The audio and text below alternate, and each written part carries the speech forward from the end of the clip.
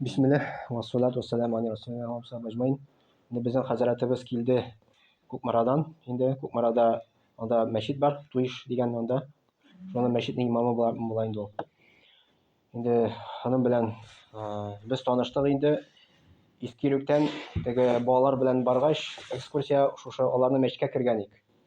Ул яңа мәчет салынган инде анда, кемдер анда может кергәндер, беләдер, иншалла. И мәчет белән рәттән анда сезнең балалар өчен нәрсәләр бар бугайны анда. Шул турында да әзрәк сөйләп булсагыз, иншалла. Айрат хәзрәт була инде бу. Күкмарадан килде.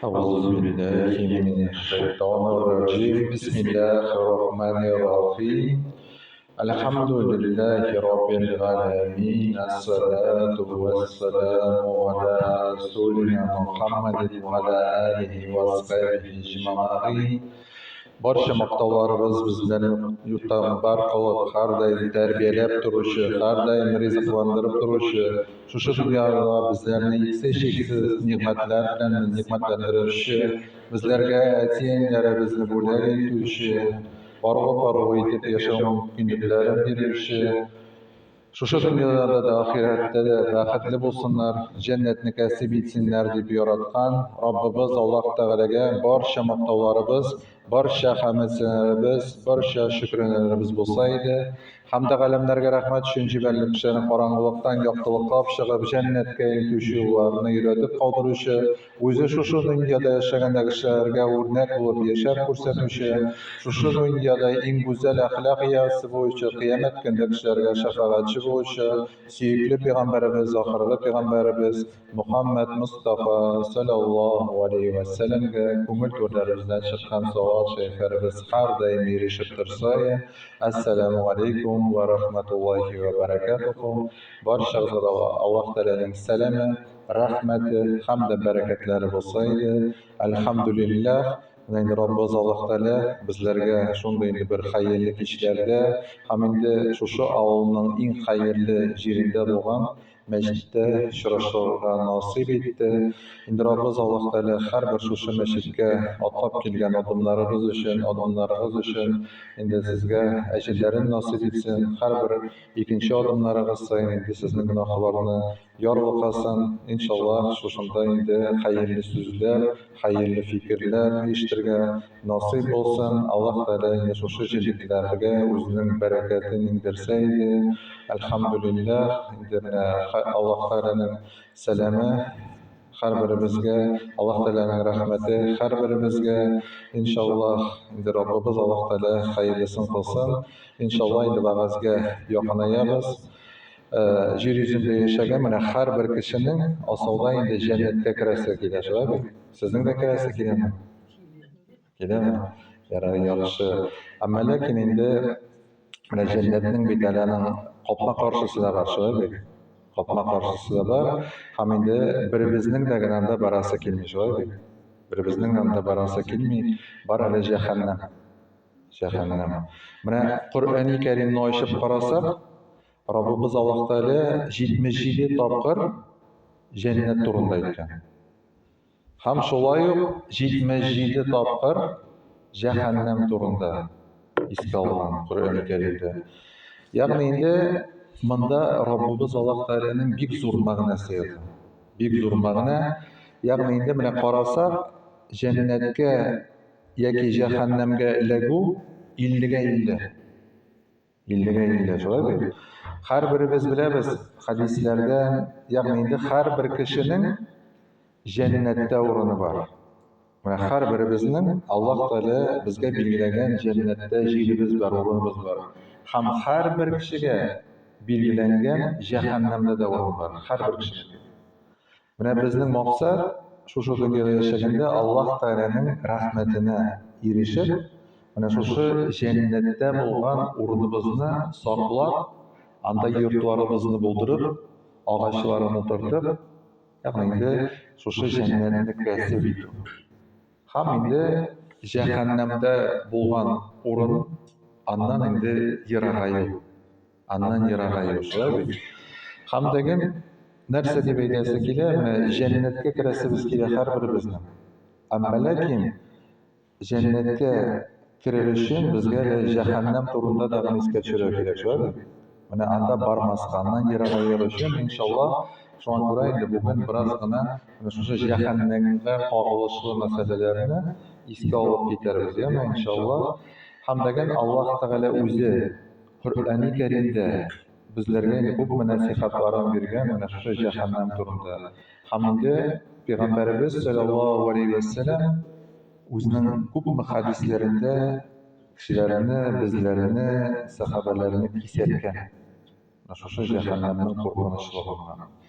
Һәм бар җир йөзендә бик күп кешеләр кайсыларына җәннәт турында сөйләсәң дә, шулай җәһәннәм турында сөйләсәң дә бер сорау бирәләр. Менә аны кемнең күргәне бар, кемнең барганы бар, кемнең кайтканы бар. Шундыйрак сораулар, шулай шундыйрак сораулар. Әмма ләкин без беләбез. Пәйгамбәрбез саллаллаһу алейхи ва сәлләмгә җәннәтне күрсәттеләр. Кайчан күрсәттеләр? Менә без беләбез Миграҗ кичәсендә генә дип, шулай. Миграҗ кичәсендә генә. Әмма ләкин Пәйгамбәрбез саллаллаһу алейхи ва сәлләмгә җәннәтне дә, җәһәннәмне дә күрсәттеләр. Кайчан ул сахабалары белән булды? Менә безнең кебек җыелган кебек, шушындый бер җыелыш вакытында Пәйгамбәрбез саллаллаһу алейхи ва сәлләм басып карап торды бер бушлыкка бер вакыт. Һәм дип әйтә, шулай инде кулын сузылды, бераз торды һәм дип әйтә, яңадан кулын алды. Һәм Пәйгамбәрбез саллаллаһу алейхи ва сәлләмгә сорау бирделәр. Нәрсә булды? Я Расулуллаһ. Пәйгамбәрбез саллаллаһу алейхи ва сәлләм әйтә, миңа җәннәтне күрсәттеләр. Һәм анда дип әйтә, йөзем тәлгәше бар иде. Мин дип әйтә, әгәр дәген аны алган булсам, ул сезгә дип әйтә, кыямәт көнне хәтлек ашарга җитәр. Ягъни ашаган сайын бетмичә, һәм анда яңадан инде барлыкка килеп торыр. Әмма ләкин Пәйгамбәрбез саллаллаһу алейхи ва сәлләм кыючылык итмәде аналарга. Һәм дип әйтә, бераз вакыттан соң яңадан Пәйгамбәрбез саллаллаһу алейхи ва сәлләм карап торды бушлыкка. Әмма ләкин бер вакытны булай әз генә артка китеп чигенде. Һәм Пәйгамбәрбездән сорадылар, саллаллаһу алейхи ва сәлләм, нәрсә булды? Миңа дип әйтә, җәһәннәмне күрсәттеләр. Ул дип әйтә, бер вакыт миңа таба якыная башлады дип әйтә. Һәм мин дип әйтә, шушында чигә китте. Менә икенчесе, инде шушы сез әйткән инде Миграҗ кичәсендә Пәйгамбәрбез саллаллаһу алейхи ва сәлләмгә күрсәттеләр җәннәтне дә, җәһәннәмне дә. Әмма ләкин анда вакыт араларын узып, аңа күрсәттеләр андагы кешеләрне дә.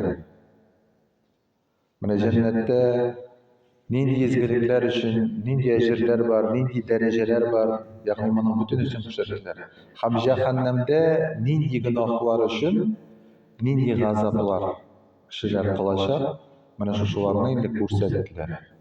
Менә әгәр дәген без менә шушы гына мисалны алсак, тагын инде кеше әйтер, нәрсә, бу бит инде тагын кеше күрмәгән нәрсә дип, шулаймы?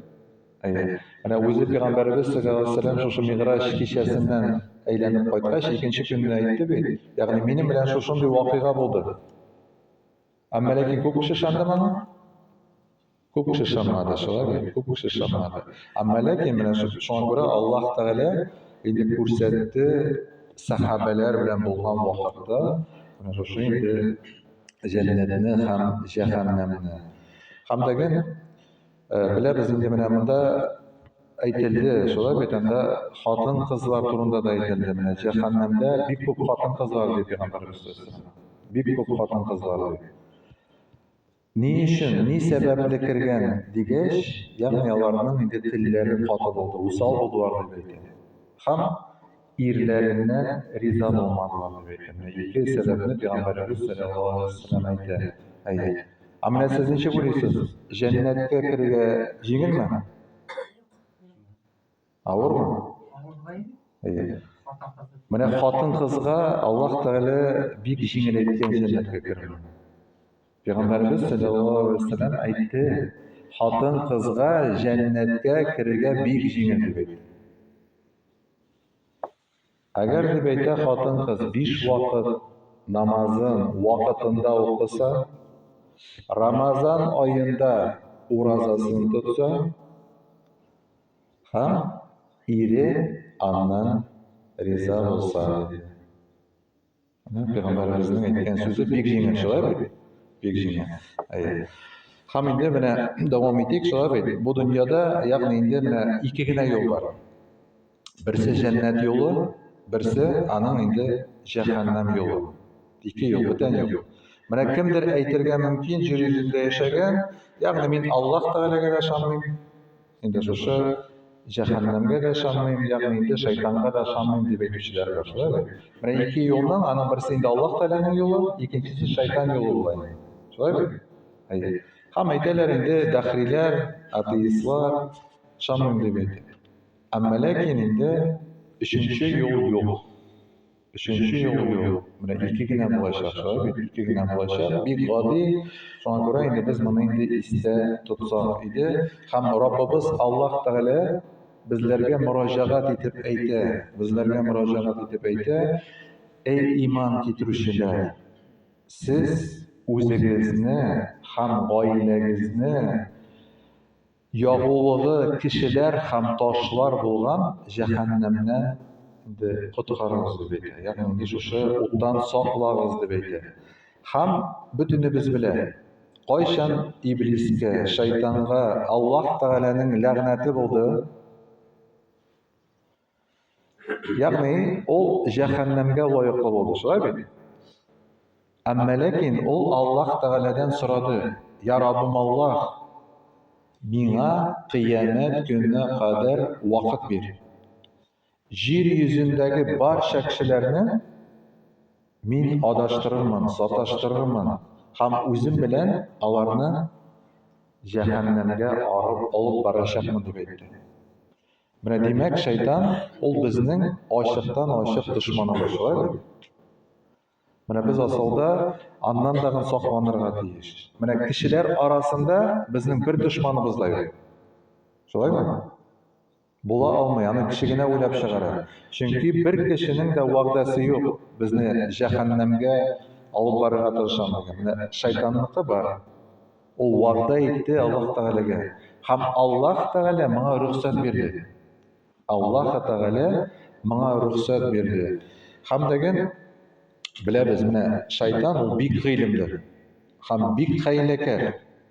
Һәм ул кешеләргә дәген вәсвәсә кылганда да бик матур итеп вәсвәсәсен кыла, шулай бит? Ягъни инде әкрен генә шушыны инде кешеләрне үзенең артыннан ияртмәкче була. Һәм дәген менә шайтан шушыны белә. Кайчан инде хәзрәтләр яки инде башка пәйгамбәрләр менә шушы җәннәт, җәһәннәм турында сөйләячәген белә. Әмма ләкин менә шушы хәйрәкәлеге белән, гыйлеме белән ул кешеләрне, бигрәк тә яшьләрне алдан әзерли шушы вагазга инде каршы торырга. Ничек иттереп? Карагыз инде, бик күп кинолар бар. Бик күп инде төрле комикслар бар. Һәм шушының бөтенесендә күрсәтәләр, җәһәннәм күренешләре булса, мәсәлән, шундый, анда җәһәннәмнең хуҗасы шайтан иттереп күрсәтәләр. Ни өчен? Чөнки инде менә кеше шушыны күреп, ул инде аңлый, ягъни киресенчә монда хәзрәтләр сөйлиләр Аллаһ Тәгаләнең сүзен, пәйгамбәрләр китергән нәрсәләрне, һәм инде шушыннан кисәтергә тырышалар. Әмма ләкин кешенең күңеленә менә шушы кинолар аркылы ул ничек килеп менә? Анда хәтта ләксәңдә сине коткарачак кем? Шайтан коткарачак, шулай бит? Шайтан коткарачак дип ул менә шулай иттереп кешеләрне инде алдан әзерли. Әмма ләкин андый киноларга ышанырга ярыймы? Аннан дини гыйлем алып буламы? Юк, әлбәттә, шулай бит. Юк. Аннан инде безгә гыйлем алып булмый. Һәм бөтенебез беләбез. Бөтенебез беләбез, ягъни шайтан ул дагын гөнаһ кылган кешеләр кебек, ул дагын җәһәннәмдә газап кылыначак. Үзе газап кылачак. Шулай бит инде, үзе газап кылачак. Шуңа күрә инде менә ул бөтен тырышлыгын куя кешеләрне бу дөньяда алдарга. Бөтенесен куя. Шулай бит. Һәм дәген искә генә төшереп китик инде сезләргә менә шушы җәннәтнең барлыкка китерүен бу инде хәдисләрдә килә, Бухари җыентыгында килә, Муслим җыентыгында килә, башка хәдисләрдә дә килә, һәм җәһәннәмнең барлыкка китерүен. Менә дип әйтә, кыскача гына шулайрак, Аллаһ Тәгалә башта җәннәтне бар кылды. Һәм Җәбраил фәрештәгә әйтте: "Я Җәбраил, барып карале. Шушы җәннәт ничегрәк микән?" дип әйтте. Һәм дип әйтә, Җәбраил галәйһиссәлам җәннәтне барып караганнан соң кире кайтып Аллаһ Тәгаләгә әйтә: "Шушы җәннәт турында ишеткән һәрбер кеше, күрүче түгел, ишетүче, ул дип әйтә, һичшиксез анда керәсе киләчәк." Шуның соңында дип әйтә, Аллаһ Тәгалә әмер бирә, ягъни җәннәткә төрле киңтәрәк куярга. Ягъни инде менә шушы намаз булсын, ураза булсын, бераз гына инде кешегә авырлык шикелле. Хәзер барып кара дип әйтә. Барып караганнан соң Җәбраил галәйһиссәлам әйтә, монда керергә авыр булачак икән дип әйтә. Һәм инде соңыннан дип әйтә, Аллаһ Тәгалә барлыкка китерә җәһәннәмне. Һәм Җәбраил галәйһиссәламга әйтә, барып кара. Җәбраил галәйһиссәлам шушы җәһәннәмне барып карагач, андагы инде шушы куркынычлыкны, андагы инде газапларны, ягъни инде андагы шушы исләрне күргәннән соң, ул әйтә, әгәр дип әйтә кешеләр аның турында ишетсәләр генә, алар дип әйтәндә дә берничек тә керәселәр килмәс. Әмма ләкин дип әйтә, Аллаһ Тәгалә әмер бирә, шушы җәһәннәмне кырыйларын матурларга, ягъни бизәкләрен куярга, кызыктыргыч әйберләрен куярга һәм барып кара ди. Җәбраил галәйһиссәлам шушыны күргәч, шуны хәллек инде кызыктыргыч киртәләр кире әйләнеп кайтып әйтә, ягъни шушы ялтыравыкларга күп кешеләр алданырлар дип әйтә. Күп кешеләр дип әйтә, менә шушы ялтыравыкка алданырлар. Һәм беләбез, менә әйттек инде, шушы шайтан ул анда берничек тә сакчы да түгел, хуҗа да түгел, ул үзе газап кылучы булачак. Искә төшереп китәсе килә, ягъни инде Коръәндә Аллаһ Тәгалә менә шушы кыямәт көнендә җәһәннәмгә эләккән кешеләрнең шайтан белән әңгәмәсе бар. Һәм дип әйтә, гөнаһлы кешеләр, алар мөрәҗәгать итәләр бер вакытны шайтанга. Ягъни дип әйтә, син бит безне шушы гөнаһлы эшләрне эшләргә этәрдең. Син дип әйтә, безне коткар, безгә ярдәм ит. Һич югында дип әйтә, инде син шушы гаепләрне үз өстеңә ал. Әмма ләкин Иблис әйтә, мин сезне белмим. Мин сезне белмим. Мин бит дип әйтә, сезнең берегезнең дә кулыгыздан тотып шушы гөнаһларны эшләтмәдем. Мин бит дип әйтә, фақат сезгә ялган сөйләдем. Вәсвәсә кылдым. Бит игътибар итегез, менә монда сезгә дип әйтә, Аллаһ Тәгалә дәген бит сөйләде. Әмма ләкин дип әйтә, ул сезгә хакыйкатьне сөйләде. Ни өчендер дип әйтә, шушы хакыйкатьне сез кабул итмәдегез. Минем ялганда ярдыгыз. Хәзер инде миннән ярдәм сорамагыз дип, үзегез уттан коткарыгыз дип шайтан дип әйтә. Инде шушында качып китәчәк, шулай, качып китәчәк. Менә бу инде Аллаһ Тәгаләнең хакыйкый безгә аңлатмасы. Ягъни ул анда ярдәмче түгел, ул үзе газапланучы булачак. Һәм инде тагын бер хикмәт, Раббыбыз Аллаһ Тәгалә Коръәни Кәримдә шушы җәһәннәмне фәрештәләр саклый дип әйтә, шулай бит? Фәрештәләр. Һәм төгәл санын күрсәтә. 19 җәһәннәмне сакчылары 19 фәрештә. Менә шушы хәбәрләрне ишеткәч, элек шушы гарәп мөшрикләре алар арасында инде бер бик көчле кеше була, бик көчле. Менә бер сукса 7 кешене егарлык, шуның хәле бик көчле кеше. Һәм ул нәрсә дип әйтә? Курыкмагыз дип әйтә, күрәсез бит мин нинди көчле. Әгәр дип әйтә, бу сүзләр дөрес булып, без дип әйтә җәһәннәмгә керсәк, 19 гына фәрештә, мин дип әйтә 10 фәрештәне бер кул астына, 9 фәрештәне бер кул астына алып, икенче кул астына алып, ягъни аларны дип әйтә, шулай тотып торырмын. Ә сез шул арада дип әйтә, җәһәннәмнән чыгып качасыз. Һәм менә шушында мөшрикләр шана башладылар, кешенең көче җитә икән фәрештәләргә дип. Менә шулай алдандылар. Әмма ләкин белик, әгәр дәген җир йөзендәге бөтен кешеләр булсын, җиннәр булсын, шулай бит? Әгәр дәген бөтенесе җыелып бер фәрештәгә каршы торасылары килсә, бер фәрештәгә дәген каршы торып булмый. Аллаһ Тәгалә аларны шуның хәле көчле, шуның хәле инде кудрәтле итеп яратты, фәрештәләрне. Һәм без моны каян беләбез? Вакыйга булды, шулай бит? Вакыйга булды. Безгә кадәр җир йөзендә яшәделәр җиннәр. Алар шулай ук ибадәт кылдылар башта, шулай бит? Әмма ләкин соңыннан алар инде бозылып беттеләр. Һәм менә шушы Аллаһ Тәгаләне оныткач, Аллаһ Тәгалә фәрештәләргә әмер бирде.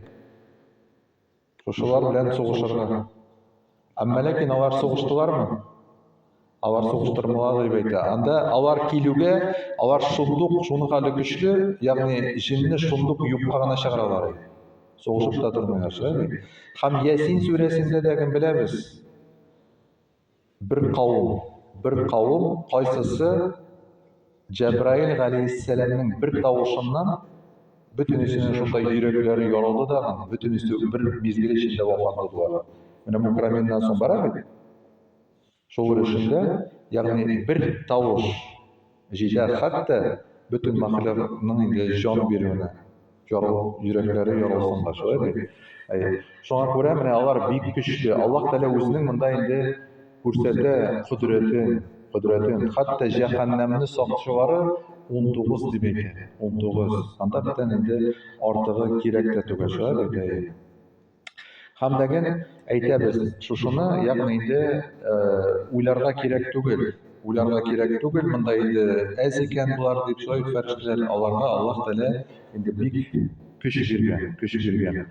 Һәм дәген менә шушы җәһәннәмнең бераз гына инде үлчәмнәре турында да, аның инде тирәнлекләре турында да инде әз генә искә алып китәбез иншалла. Һәм дәген җәһәннәмгә беләбез, аның бик күп кеше керәчәк. Шулай бит, аның инде исәбен без инде әйтә алмыйбыз. Әмма ләкин без хәдисләрдән беләбез, җәһәннәмдә дәген, җәннәттә дәген булачак чын тормыш. Менә Аллаһ Тәгалә әйтә, сез яши торган бу тормыш, ул бер уен дип әйтә. Уен. Әмма ләкин чын тормыш, ул ахыргы тормыш дип әйтә. Менә димәк, җәннәттә ләззәт, җәһәннәмдә газап. Менә шушы дөньяда кем нәрсәне кәсеп итте, шуңа карап, андагы инде урыныбыз булачак, шулай бит? Һәм Аллаһ Тәгалә үзенең рәхмәте белән, үзенең хикмәте белән кешеләрнең гәүдәләрен зур итәчәк. Ни өчен? Ләззәтне алыр өчен күп иттереп, һәм газапны да күп иттереп алыр өчен кешеләрнең тәннәрен зур итәчәк, шулай бит? Зур итәчәк. Һәм дәген бер вакытны Пәйгамбәрбез саллаллаһу алейхи ва саллям сахабалары белән утырганда, bütün sahabeler деген, Peygamberimiz sallallahu aleyhi ve sellem деген ишетә bir tosh uchib tushgan tovush. Ham sahabelerge so'rov berdi. Ya sahabelerim, bu nинди tovush deb o'ylaysiz? Alар aytadilar, Alloh hammaning Rasuli yaxshiroq biladi. Bu deb aytdi, 70 yil ilib atılgan tosh, ya'ni deb aytdi, jahannamning tubiga tushdi. Qay bir hadislarda keladi, hatto tushib ta jetmadi. Biz bilamiz, mana toshni agar degan bulay atamiz ekan, ol yaqincha 9 ta 8 bir sekundga şunu hatırlayınca düşer. 10 metreye yakın düşer. Mana uylab qarang, 70 yil hali hamon düşer. Şöyle bir yaqinda ana endi bek zo'r obyomi ham Peygamberimiz sallallohu alayhi vasallam bir hadis ma'nosida aytadi. Bu kunni deb aytadi, jahannamni keltirilgan. Aning deb aytadi 70 ming tutqasi bo'lacak. Yani tezgini bulaşacak deb aytadi. Ham deb aytadi, har birsinden farishta ko'tarib keladi.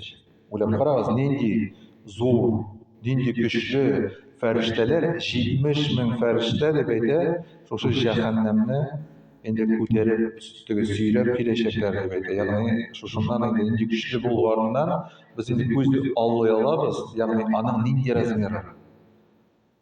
Abidaning razmeri mana shunda kira turgan kishilarning soni bo'yicha bo'lacak. Ya'ni butun kishiga anda endi o'rin jeta turgan bo'lacak. Ham bilamiz, endi mana shu jahannamning aning endi 7 qatlami bor. 7 qatlami bor. Biz endi tugul ayta olmaymiz. Kim, qay narsa ekanini shunday. Ammo lekin olimlardan aytilar.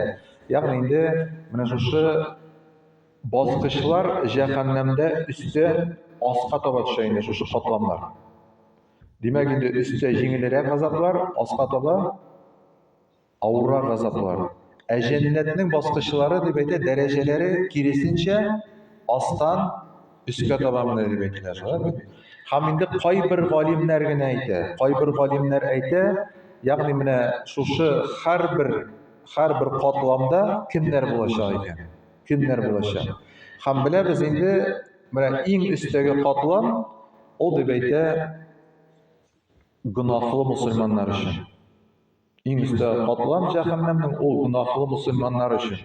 Anda deb aytadi, g'azab eng yengili, ammo lekin payg'ambarimiz aytdi, eng yengil g'azab yolg'on oyoq bilan o'tli ko'mirga bosqach bosh miya qaynab chiqaradi deb aytdi. Mana bu eng yengil g'azab ham bu gunohli musulmonlarga deb aytadi.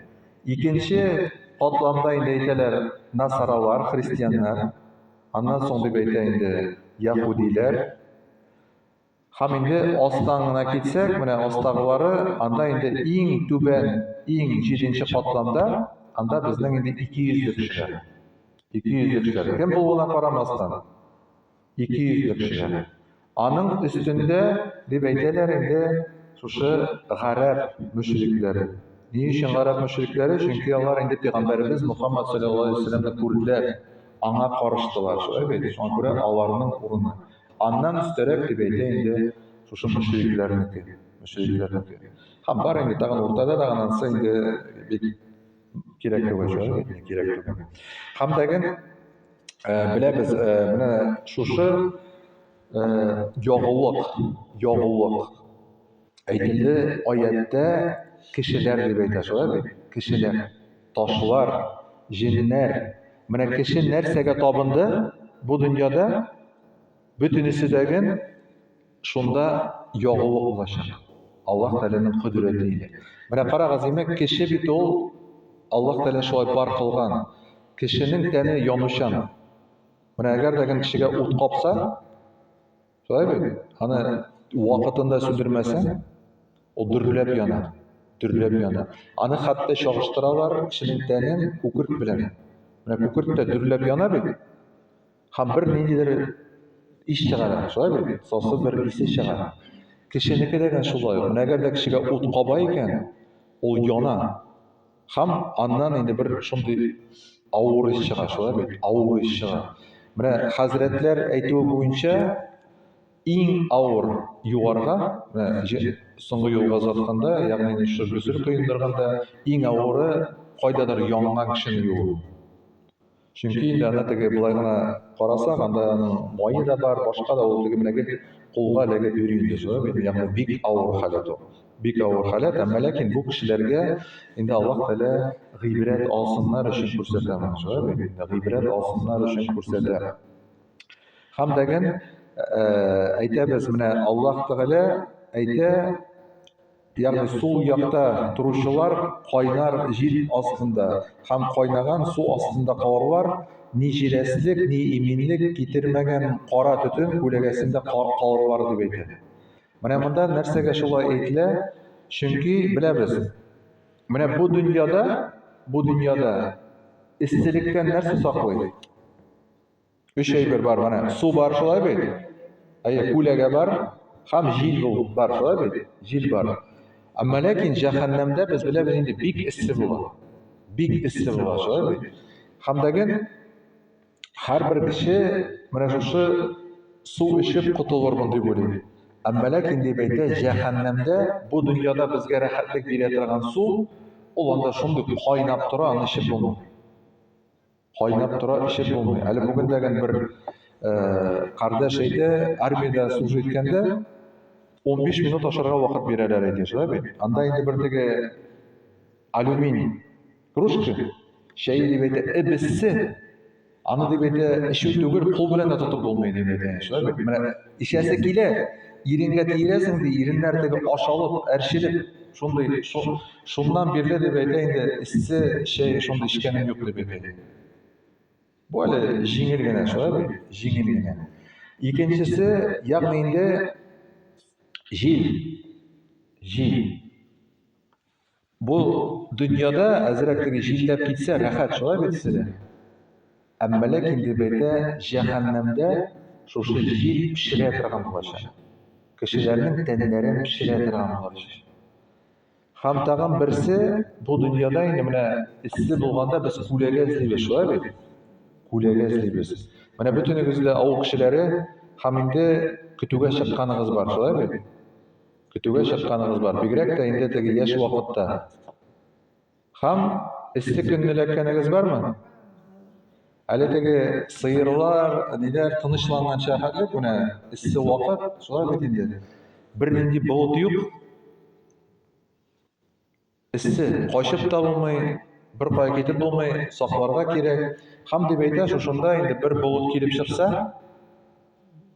инде өмет, шулай бит инде, тизрәк шушы кояшка килсә иде дигән. Алайда түгел инде, үзең кулың белән кайтырып аны тартып куярга буласың, шулай бит инде эсседә. Бында дагы шулай дип әйтә.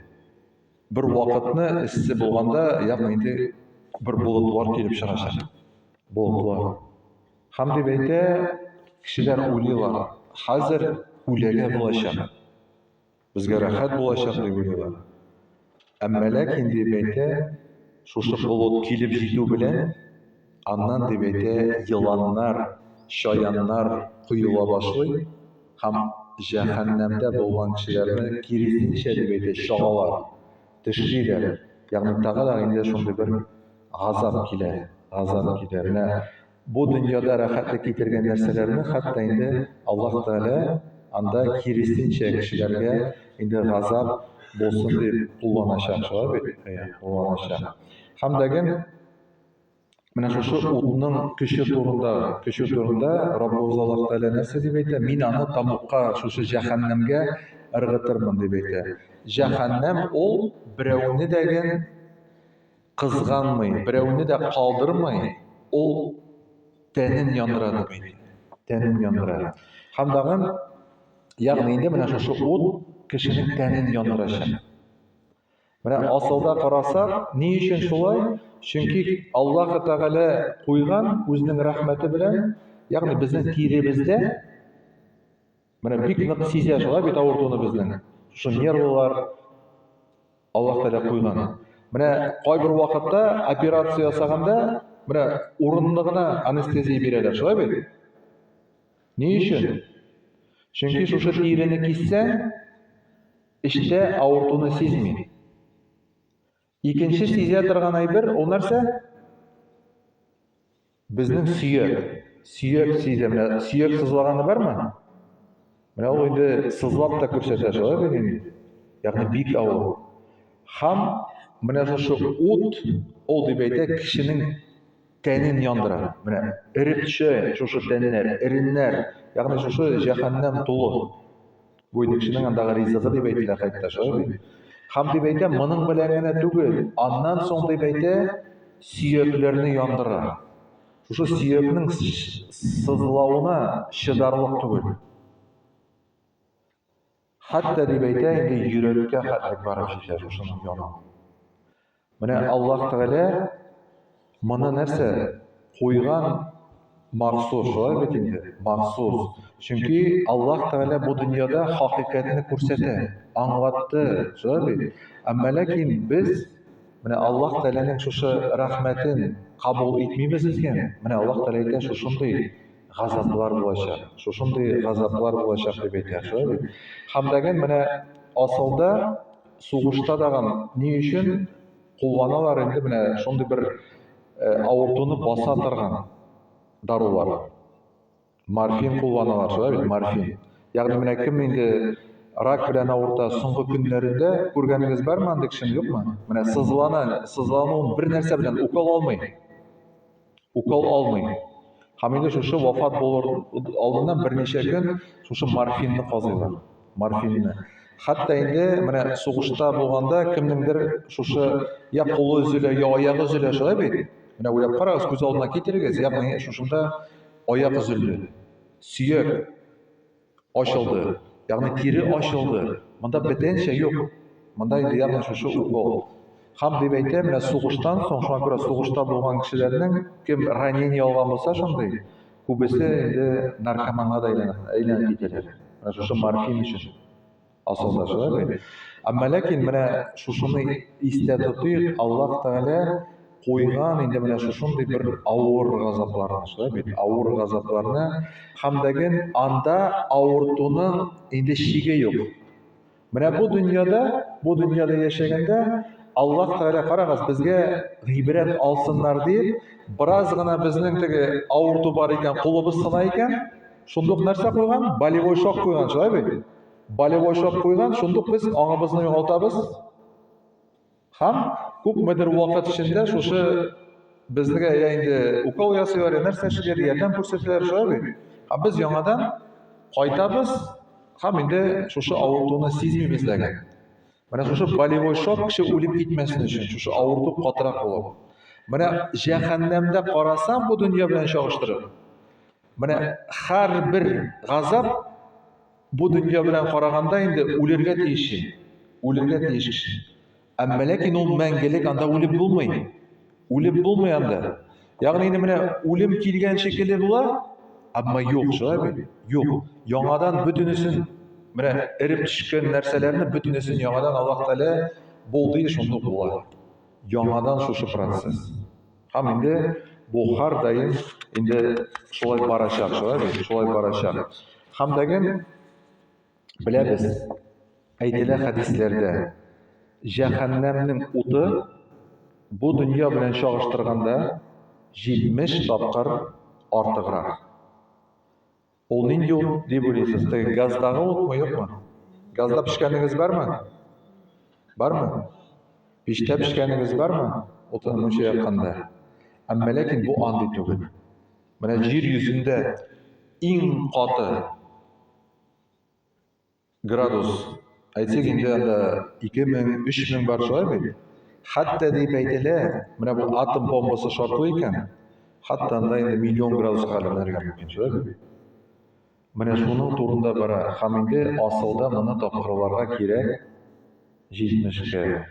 Менә утның көче анда инде шуның хәтле көчле булачак, шулай бит.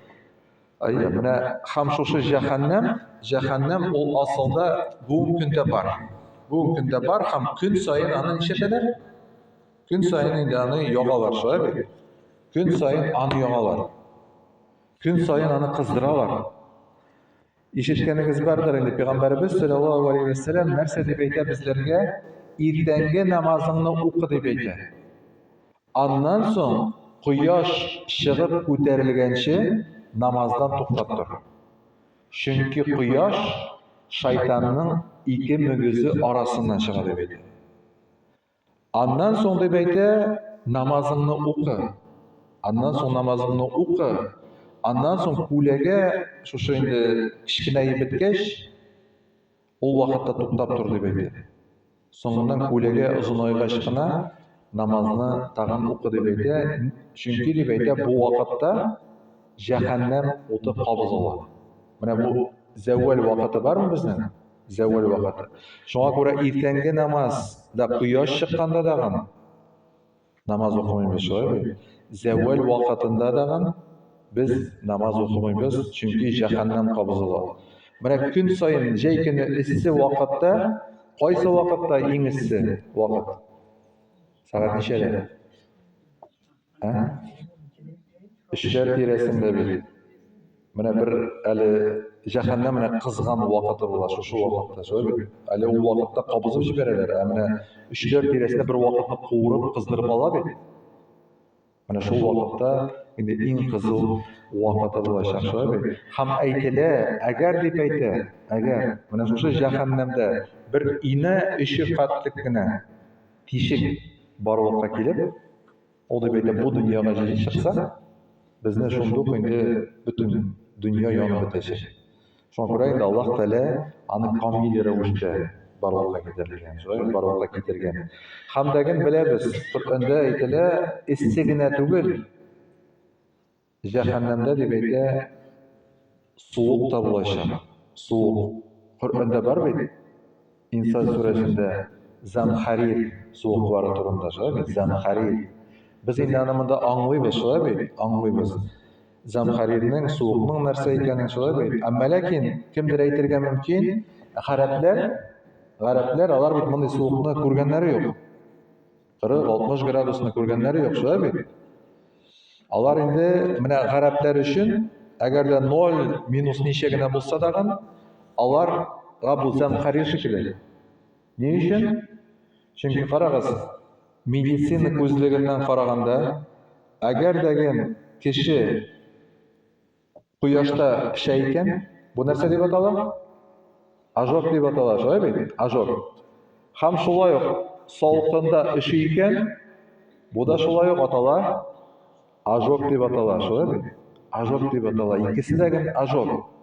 Шуңа күрә ул гарәпләр өчен теге температура әз булса да, әмма ләкин алар инде анда эшләргә мөмкиннәр. Аңлашамы? Шуңа күрә менә бу Замхарир турында әйтелә. Һәм беләбез, кыш көне булсын, җәй көне булсын, Аллаһ Тәгалә күпмедер вакыт шундый безгә күрсәтә, суык вакытны, бик суык була, шулаймы? Һәм җәй көне бер ара бик эссе вакыт була. Һәм инде әйтелә, менә кыш көне дәген, җәй көне дәген, ягъни җәһәннәм сугыш алган вакытта кыш көне суык була, җәй көне эссе була дип әйтелә. Бу инде шуның белән бәйле, шулаймы? Шуның белән бәйле. Һәм инде тагын шушы җәһәннәмгә кагылышлы булган бер генә нәрсәне исегезгә төшереп китәсем килә.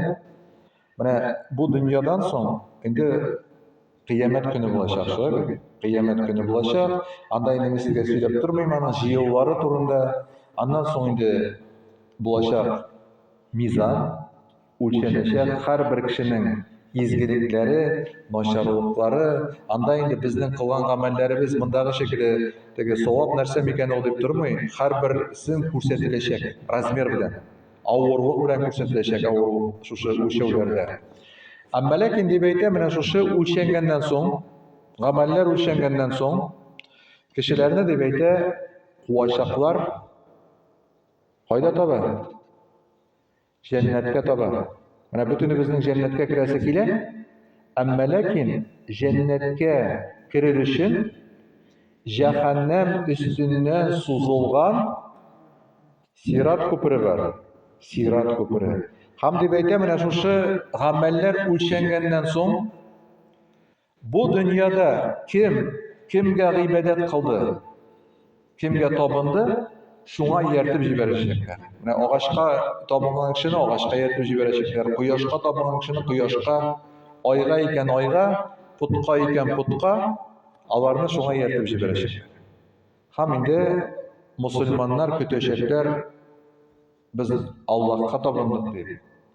Ягъни инде шушында дип әйтә, Аллаһ аны танырлык, теге танырлык дигәндә, инде теге ниндидер сүрәттә түгел, әмма ләкин аны кешеләр күңелләре белән инде бу безнең Раббыбыз дип танырлык, шушындый халәттә мөрәҗәгать иткәч, ягъни мусульманнар аны ияреп көтәчәкләр.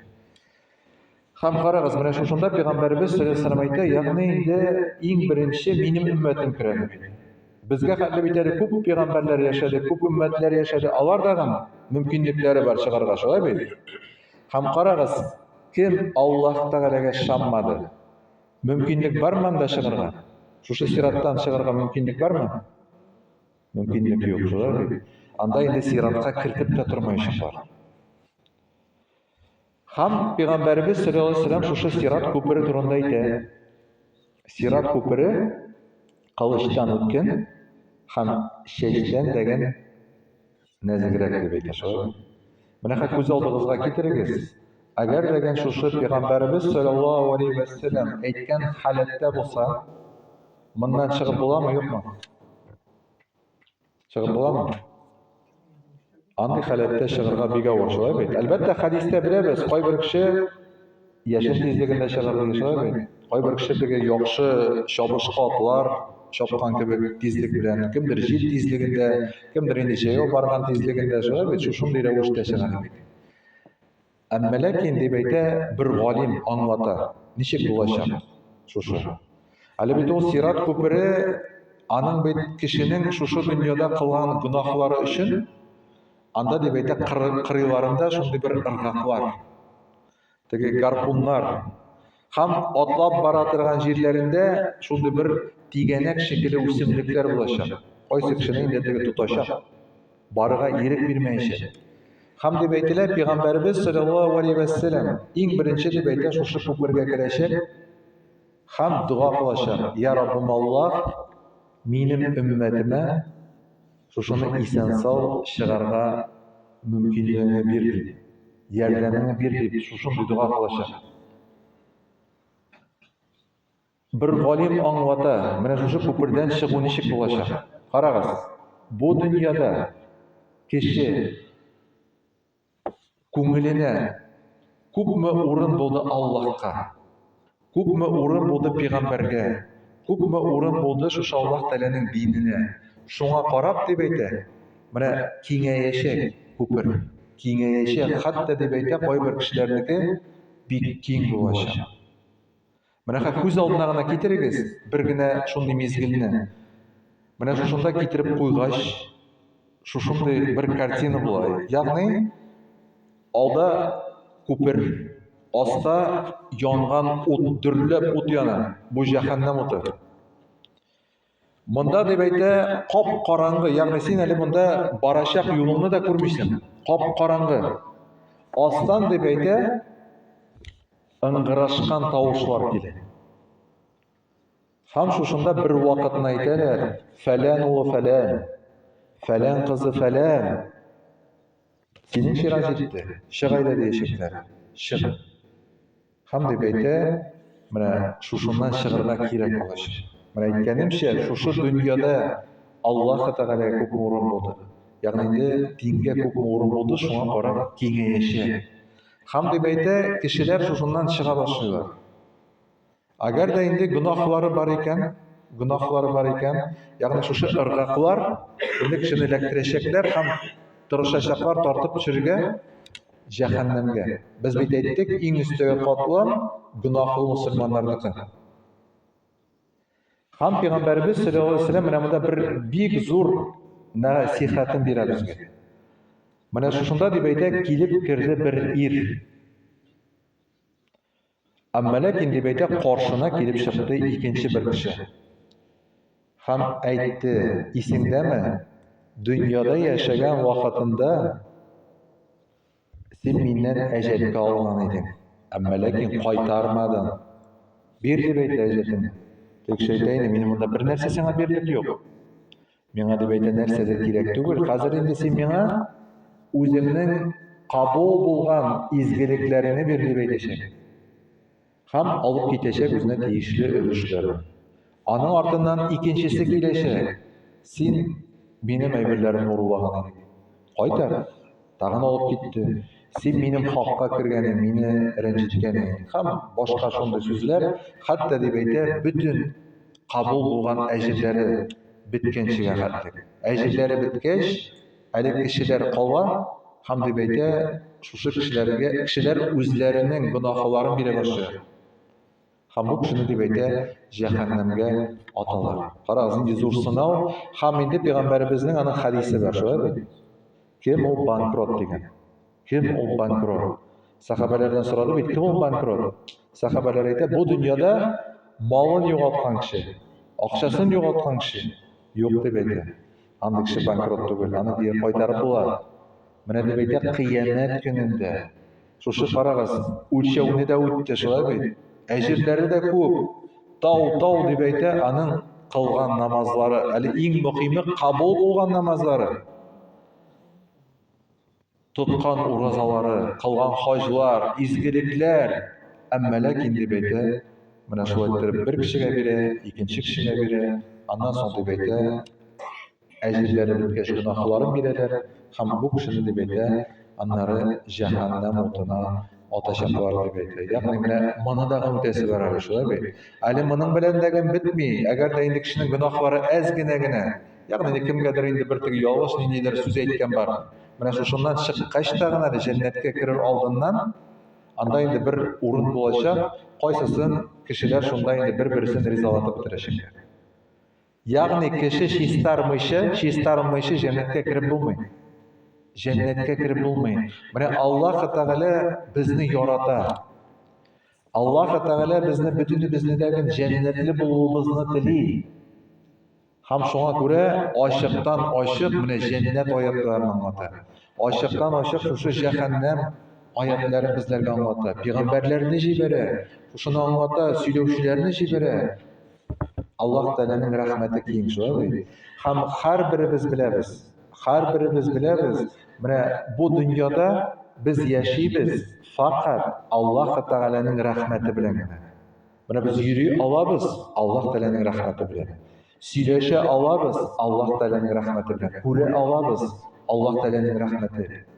Җир йөзендә Аллаһ Тәгалә безгә күрсәтә, күпме кешенең йөрисе килә, йөри алмый. Ашыйсы килә, ашый алмый, шулай бит? Күрәсе килә, күрә алмый.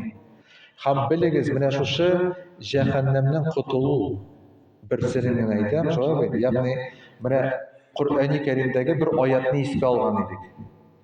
Раббыбыз Аллаһ Тәгалә әйтә, бу тормыш ул уен дип әйтә. Уен. Димәк, уенның кагыйдәләре бар. Менә без һәр даим нинди рольләр башкарабыз, шулай бит? Уен бара, уен.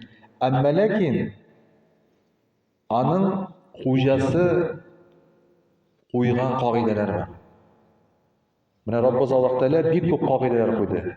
Менә Аллаһ Тәгалә әйтә, сез суламыйча тора алмыйсыз дигән кагыйдә бар, шулай бит? Телибезме, теләмибезме, шуңа буйсынабыз. Аллаһ Тәгалә әйтә, ашамыйча тора алмыйсыз ди. Ашыйбызмы? Йокламыйча тора алмыйсыз дип әйтә. Һәм бер зур кагыйдә, ул да булса, бу дөньяда үлмичә мәңге яшәп булмый дигән кагыйдәсе дә бар Аллаһ Тәгаләнең, шулай бит? Менә карагыз, аңлар өчен нәрсә икән? Менә бөтенегез интернетны беләсез нәрсә икән, шулай бит? Интернет. Бер инде глобальный шундый бер сеть инде, шулай бит? Әмма ләкин Аллаһ Тәгалә каршында тагын аннан тагын зуррак булган, тагын инде бер глобальныйрак бер сеть бар. Һәм менә шушында бөтен җир йөзендәге кешеләр уенда катнашалар. Менә карагыз, шушы уенда безнең уенның ахыры җиткәч, безне просто шушы программадан сүндерәчәкләр. Аллаһ Тәгалә каршында булган программаны сүндерәләр. Һәм җир йөзендәге бөтен кеше килеп ярдәм итәсе килсә, ярдәм итә алачакмы? Yok, şolay bit. Bir kişi yerine bu Allah Teala'nın zakonu. Demek mene şu dünyada hem ahirette baxtga erişu için mene şu Allah Teala'nın kaidelerini qara kerak. Kaideleri. Alar bik ko'p. Mene eng muhimlari gina aytsam degan, menga inangandan so'ng ati aniyingizning rizoligini olamiz deb aytdi. Ati aniyingizning rizoligi. Ya'ni bu dunyoning ham oxiratning baxtini shunda yashab turgan, ya'ni jahannam o'tinidan qutulish uchun tuğanlıq jiplerini saqlağız deb aytdi. Tuğanlıq jipleri. Agar deb aytdi, umringizning uzun bo'luvini, turmushingizning mo'l bo'luvini tilasangiz, tuğanlıq jiplerini nig'itimiz deb aytdi, saqlag'iz. Bu demak, ikkinchi yog'idan qarasak, kishiga endi shu jannatni kasb etish uchun Alloh taolo bergan mumkinlik shular. Bar bizning erimiz, xotinimiz bo'lgan mumkin. Bu Alloh taolaning shulay zakoni. Alloh taolaning bo'lagi. Mana biz shu bo'lakka qarata nima muomalat qilamiz? Alloh taolo bergan. Mana shunga qarab, bu dunyo ham oxirat baxti biz bo'lacak. Shundan. Ham bek ko'p mana shunday endi qoidalar. Endi inshaalloh birgina nasihat aytam, ham shuning bilan tamomlaymiz, shular. Ya'ni mana oxirgi bu dunyoda menga o'lmishi yashab bo'lmaydigan qoida.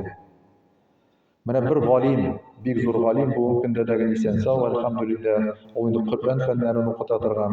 Ham u ayta, sizga deb ayta bir nasihat berasim keladi. Bir nasihat, ya'ni dunyoda da oxiratda da endi baxtli bo'lib, shu jahannamdan da qutulish uchun. Ya'ni deb ayta, men o'zimni shunday endi bir o'zim uchun bir yangilik topdim, ham g'iybatlarimni tegishli ravishda o'tar uchun menga bir tarbiyash bo'ldi deb aytadi. Mana deb ayta, men o'yladim. Hozir menga endi mana 55 yosh masalan. Ham deb ayta, qachondir menim degan shu dunyodan ketasiz bo'lacak. Menim de deb ayta, qabrga borasim bo'lacak. Ham qabr u kim uchun qo'rqinish degan so'rov berdim deb aytdi.